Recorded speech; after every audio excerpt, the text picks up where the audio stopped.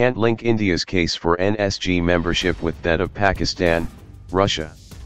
New Delhi, even as China continues to stall India's Nuclear Suppliers Group, NSG, membership, Russia has come out strongly in support of India, saying that India's application cannot be interlinked with that of Pakistan and that Moscow is discussing the issue with Beijing at different levels.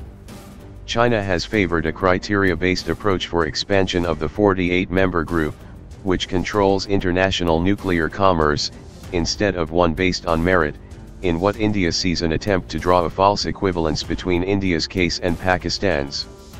The issue again came up for discussion on Wednesday as Russia's Deputy Foreign Minister Sergey Ryabkov met Foreign Secretary S Jaishankar.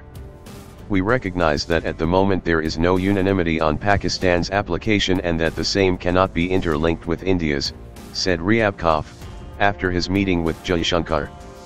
This is probably the first time that a top Russian diplomat has publicly drawn attention to the futility of juxtaposing the two cases. We know about the difficulties involved, but unlike some other countries, who only speak, we are making practical efforts. We are discussing it with China at different levels, he added.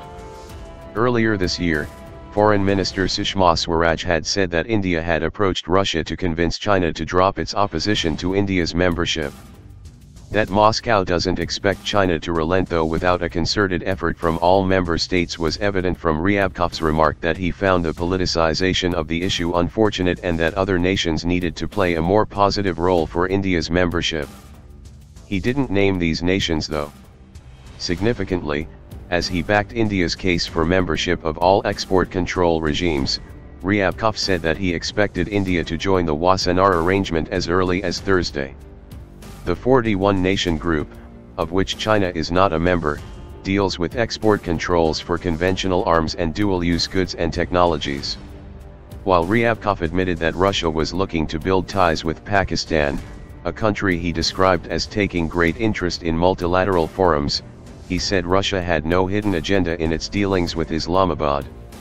I can assure you that Russia's ties with no country in the world will come at the expense of its relationship with India, said Ryabkov. On the issue of cross-border terrorism, Ryabkov said a very forceful message had been sent out at the BRICS summit in Xiamen this year, and that international and pragmatic cooperation was required to defeat those individuals who were operating outside of their countries.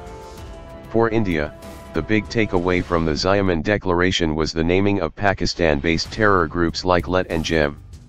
This exercise was at least partly undone by China later, though, when it blocked a UN ban on JEM chief Masood Azhar. Ryabkov said, though, that India's very firm and convincing position on terrorism was yielding fruits and that this was evident from the message in Xiamen. On the issue of North Korea, which too was discussed between the two countries, Ryabkov reiterated Russia's position that there was no alternative to a political track for resolving the issues and that all parties needed to show restraint. We don't believe there is place for more sanctions on North Korea, said Ryabkov, adding that there were commonalities in the position taken by both Russia and India. As Swaraj said recently, India believes that some channels of communication with Pyongyang should remain open.